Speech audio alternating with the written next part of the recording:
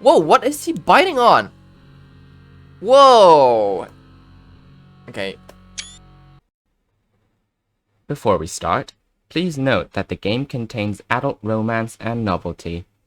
On top of that, there will also be a lot of yabai, thirsty, down bad, and sussy moments coming from me. So if you are under 16 or are sensitive to these stuff, I'll give you 5 seconds to turn off and throw your computer out the window so you can reflect upon your life.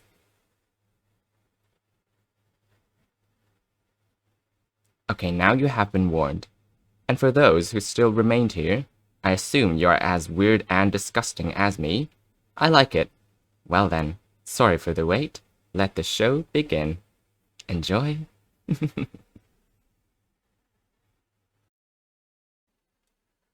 Welcome back, guys, to more of Red Embrace. In the last one, we met, like, with all the folks in the alleyway, and now we're choosing with Rex. And to much of my surprise, I thought Rex is those kind of like playful doggy impish like top, but it turns out that he has his bottom side. So I'm surprised that maybe we had a chance to top him. Okay, okay, let's go. Is it the sun again? Yeah, it's the sun again. The early afternoon sun trickles into my apartment, fighting through storm clouds to arrive on my face. I push myself up with a yawn. I can't say I feel very refreshed. Well, currently I'm feeling a bit of lightheadedness because I think I'm breathing too much because I need to voice and stuff. Because usually I have really like slow and small breaths. Maybe it's because I don't really need to move that much, or I don't really have that much muscle to begin with. Those events last night, the fight between Dominic and Rex, the vampires. I was hoping it would be a dream, but it sticks too vividly in my mind, like a bad taste that won't leave my mouth. I could mix something up. I could mix an amazing EP inspired by this stuff. Although I'm not sure if I'd live long enough to drop it. Still half asleep, I mumble to myself as I put on the coffee machine. It's true, all this excitement has definitely inspired me a little, though I'm also too on edge to really channel it right now. Rex. His words from last night still echo in my ears. I definitely don't want to be someone's food supply, though I also don't want to end up dead in an alleyway. Rex is obviously untrustworthy, but at least he doesn't seem intent on killing me. Anyway, sorry. I'll just have to see what happens, I guess. With luck, he won't decide to make me tonight's dinner. I finished a couple of short songs for the indie games I was hired onto, but I know I'll need to go back and give them another listen when I'm more focused. In the last couple of hours before work, I decided to play around with a new track, trying to capture the essence of the tension from last night. Good, this is what artists do. I can't really pronounce stuff. It ends up as some dark trip-hoppy piece with out-of-tune guitar and grungy synths. Sounds like it'd be right at home in a vampire game, at least. When I get ready to leave for work, the sight of the darkening sky outside makes me tense. What I saw yesterday, along with Rex's warning, won't stop nagging at my mind. I'd better hurry to the diner before it gets too late, and hope that Rex keeps his words. Luckily, nothing happens on the way to my shift, and I flick on the diner's lights with a sigh of relief. This crap is doing a real number on my stress levels, I say. Muttering to myself, I switch the sign to open after a little bit of prep work, and the night finally begins. Why everyone has to expose their chest like that? It's like that's what whores do. Yeah, I'll have just the fries. Yeah. Coming right up. Just a more normal drunk customer. Hey dude, can I get an ice cream frosty thing? You mean a milkshake? Yeah, dude, that's totally what I meant. How'd you know? Average high as kite teenagers. Nothing out of the ordinary. Not yet. Occasionally, I glimpse a shape moving outside the diner's windows, although it's probably just a random passerby.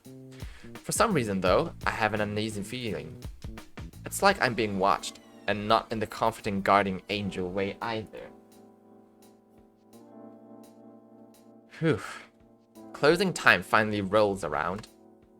No sign of any angry vampires, but Rex hasn't shown up either.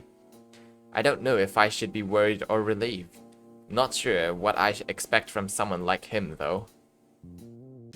Maybe I should call a taxi. Sighing, I finish wiping a glass and put it on the shelf nearby.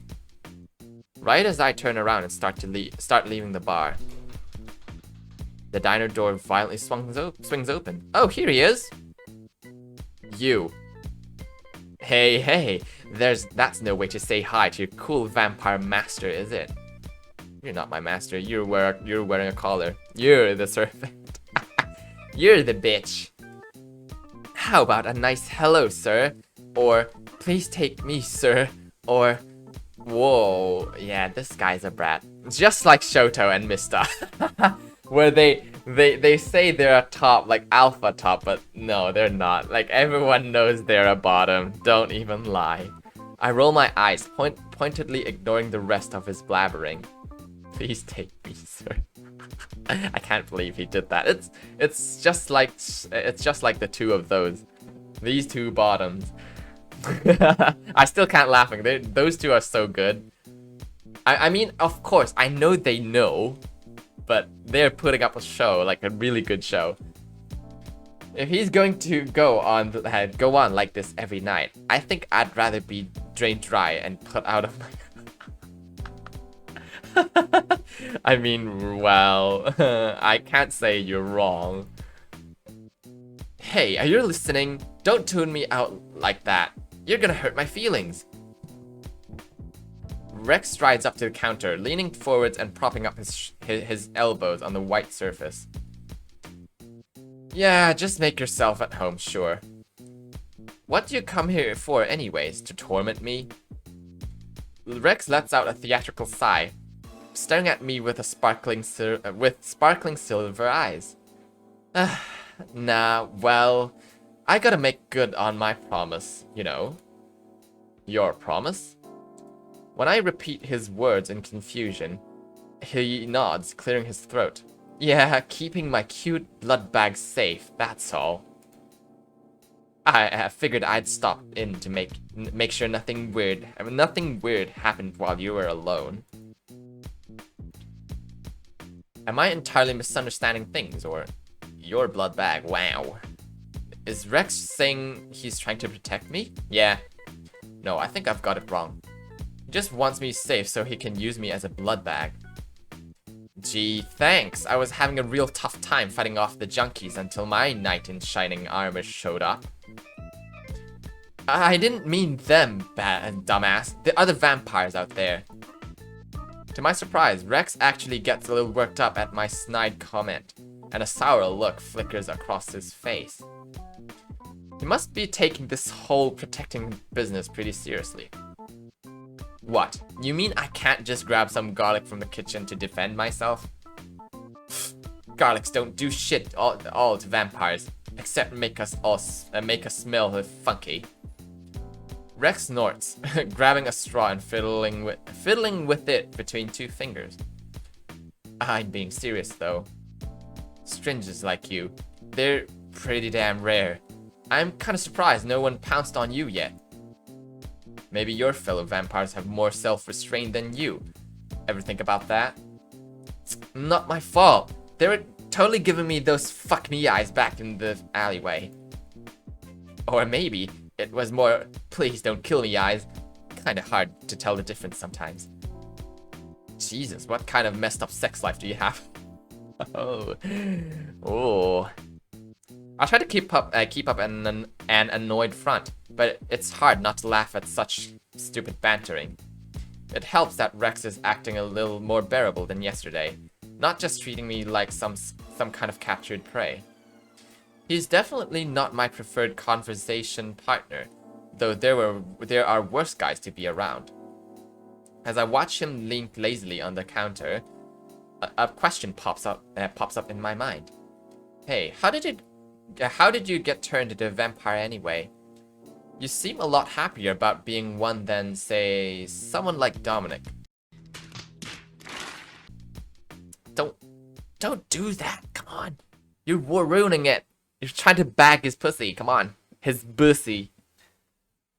Rex's eyes instantly narrow when I mention Dominic's name. See? This is bullshit. You don't really know how to bag men. Ew. They really don't get along, do they? You can... Ugh. Just from yesterday, come on. You're trying to bag him. That guy. Ugh. He doesn't love or respect his clan one freaking bit. A shitty clan, sure, but you gotta treat your clanmates like family. You don't understand. Maybe his family don't really treat him well. Who do you know? Well, at least he's a kind of family-oriented man. Or vampire, I should say. Otherwise, you're just a blood-sucking monster. All alone in the world. Not even a reflection to keep you company. I mean, I think the two of them are very misunderstood. Like, the two of them with each other. Because, like, Dom shies away from his family. And, like, from his, like, for his own reasons. He doesn't really mean it that way. His voice trails off to a quite distant murmur. And for a moment, he looks unusually wistful. Maybe something happened to his family. Rex? The second I curiously nudge his shoulder, though, his eyes leap back up to me with a bright flash. Oh right, how did I get turned? I think how did I get turned on? Man, it feels like forever ago, even though it was only last August. Let's see. So I was in this gang, right? A group of guys in Phoenix who did a lot of hardcore shit.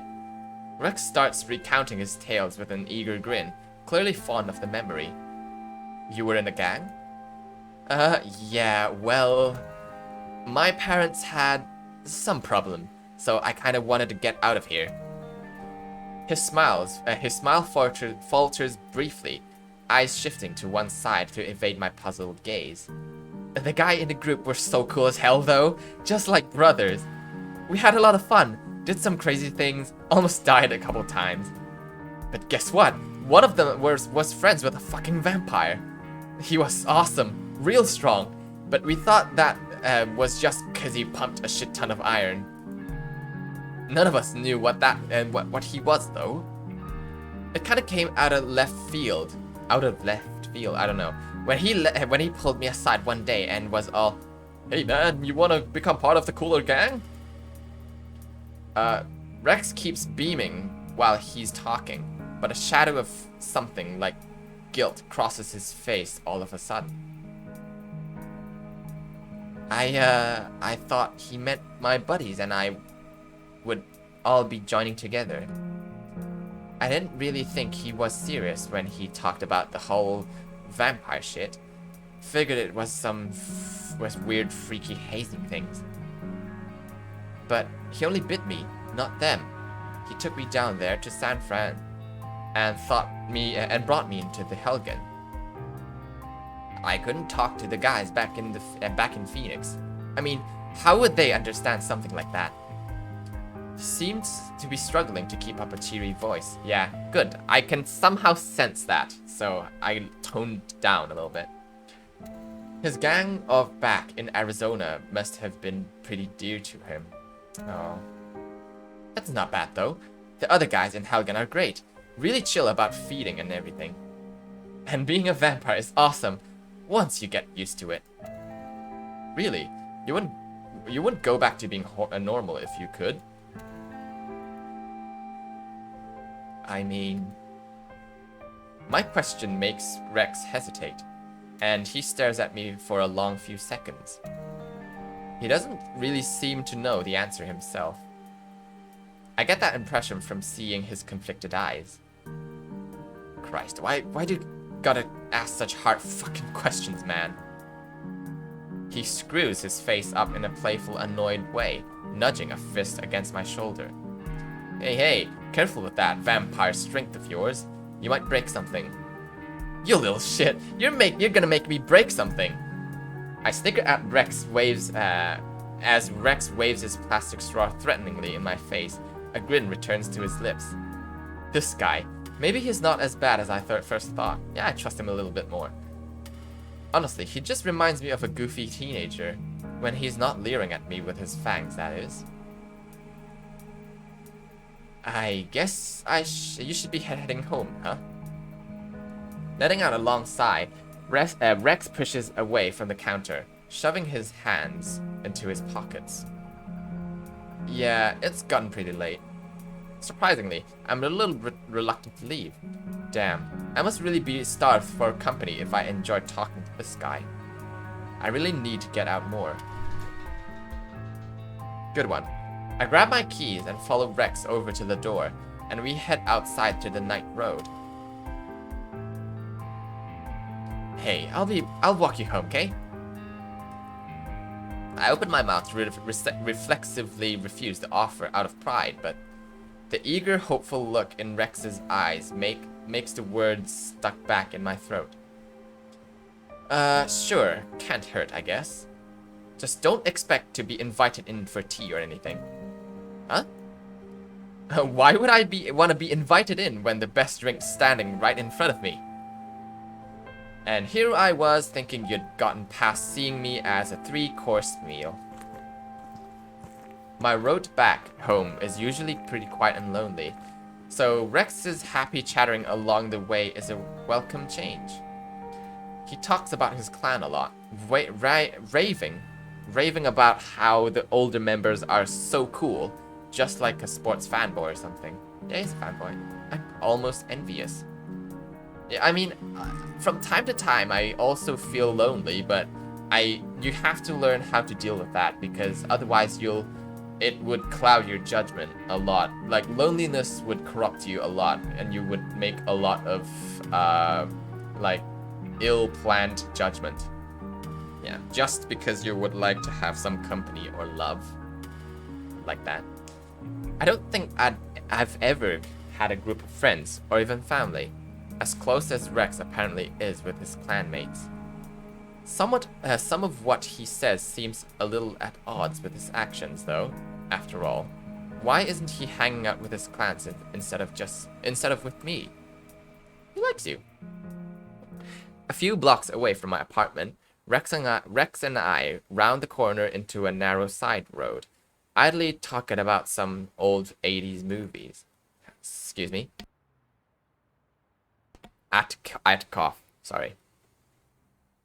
Yeah, I didn't give a flying fuck about Elliot Ness until I saw that flick. Then I was like, damn, he's so cool. Going after Capone like a badass. Man, I really... Hey, Rex! Suddenly a loud holler breaks through the darkness. Uh-oh. A moment later, 3 tall figures come jogging towards us from the other end of the alley. I can't really make out their faces in the dark, but their clothing is similar to Rex's own. Maybe it's clan members. Yo, we were looking for you. Hey, wait. The one in the middle cranes his neck a little, and I get the feeling his eyes are trained on me. Wait, is that guy Gary was talking about? Gary? He's your feeding pet, Rex. Your feeding pet, Rex, sorry. Hey, if he's just a blood bag, why are you guys walking around together? Shouldn't you have him locked up somewhere? Another one of the men, probably a group of vampires, chimes in, his voice high and nasal. I shoot a worried look over at Rex, who's frozen in place, eyes wide. Uh-oh, even he's frozen. Shit, don't tell me. You're not friends with him, right? Oh, you're not... Oh, Rex, you know Bishop doesn't allow that shit. You'll get caught being friends with a human, and it'll spell real big trouble. The 3 vampires' jeered words call out to us. I'd guess that they're Rex's clanmates, but they don't sound very brotherly at all. Guys, you know it's not like that. Rex mumbles under his breath, his lips pulled together tightly. It's not, huh? Well, shit. I don't know if I believe you. Yeah, me neither. Hey, if he's really just a blood bag, why don't you take a nice long drink from him right here? Okay, this has gotta be the meat of it. This has gotta be the meat of it. He's not gonna drink, and he's gonna bring me away. Woo! His eyes sliding over to me. Rex pauses, a strange grimace pulled over his lips. I guess he's just finding someone who's dear to him. Like, always, like, finding gangs and clans and bros and stuff. He's just finding, a company that is true to him. But so far, I don't think he's finding the right thing. Yeah, if you don't, we'll take him. He doesn't smell claimed, but he does smell pretty fucking good. One of the vampires takes a step closer towards me. Rex. And thinkingly hiss out Rex's name and try to spur him into action. What's he doing? Just staying quiet like at a time like this? These guys are not messing around, clearly. He has to tell them off like he did to that other man last night. Otherwise, I'm going to end up someone's meal. Ugh, I'm getting like stuttering. Come here, boo. Rex's voice is soft, but oddly firm. He reaches out a hand, beckoning me closer.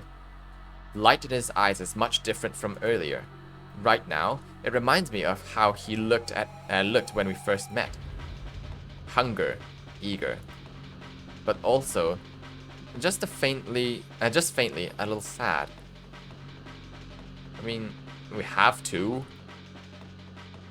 His expression is terrifying, but I don't really have a choice, do I?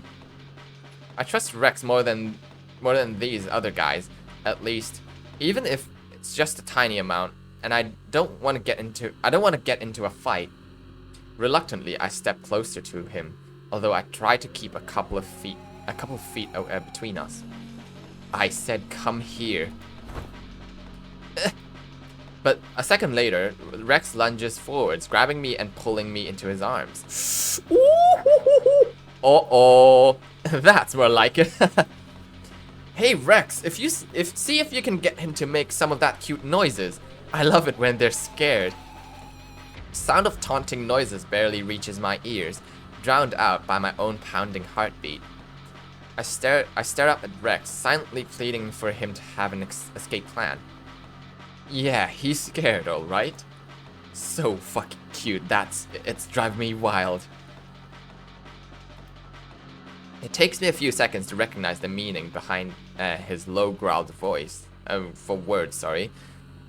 But as soon as I start to frantically struggle... I made that sound. Whoa, what is he biting on? Whoa! Okay. I thought he should be biting the side of the neck. He's biting on my Adam's apple. Jeez. It's painful. It's bony there. Hang on. A sharp pain shoots through my neck and I cry out, trying to push Rex away.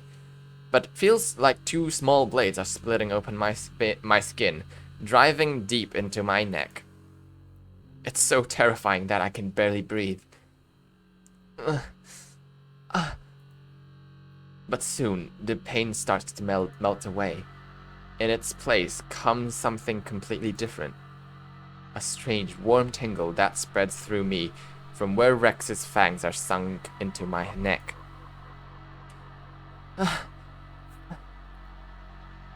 What is this? What are those noises I'm making? There you go. Wow, he's really loving it, Rex.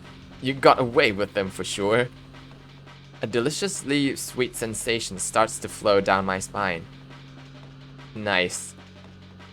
I unconsciously relax in Rex's arms, closing my eyes as the powerful pleasure makes my body hotter and hotter. Oh, I'm sorry. Maybe I'm the bottom here after all. I'm the bottom in here after all. Shit. What? Like, who can I top then? Luca? I don't know. He clings on to me tightly. I mean, maybe this is fate. This is fate. Like, you're not a top, Brett Boo. From the voices that you do and from your personality, nothing comes from you as a top. Oh no. His face still buried after against my neck, and I hear him softly panting as he drinks. Uh-oh. It feels incredible. I want to tell Rex that, but all my strength is draining away. I can't even lift my head up or form any words. I can only shiver in his embrace, relishing this blissful feeling. Oh god. Rex. No!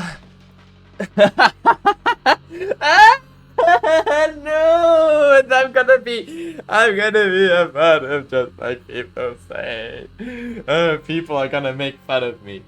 The moans leaving my lips get weaker as my consciousness slips away bit by bit. Rex squeezes me against him, and I think I feel his fingers running through my hair. Through my hair. I almost fucked that up. I don't want it to end. It's the most wonderful thing I've ever felt. I want more. I know. Oh my god. Before long, though, I sense Rex pulling back. His tongue laps over the wound at my neck, making me shudder again in delight. Boo.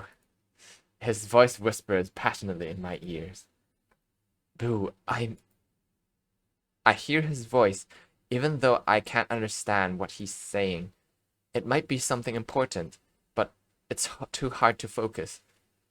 Finally, I gave in to the pull of darkness and let myself be washed away into a comforting void. Did I die? Okay, this is the best place to end. I'm being eaten by people, but at least that felt nice. All right. Oh, I need a breather. Again, I'm feeling a bit lightheaded. Maybe it's because the immersion is just too strong. Oh god. I mean, so far, and I enjoy the ride with Rex. He seems like a sweet boy. He's just craving for attention and the sense of belonging to some place or someone.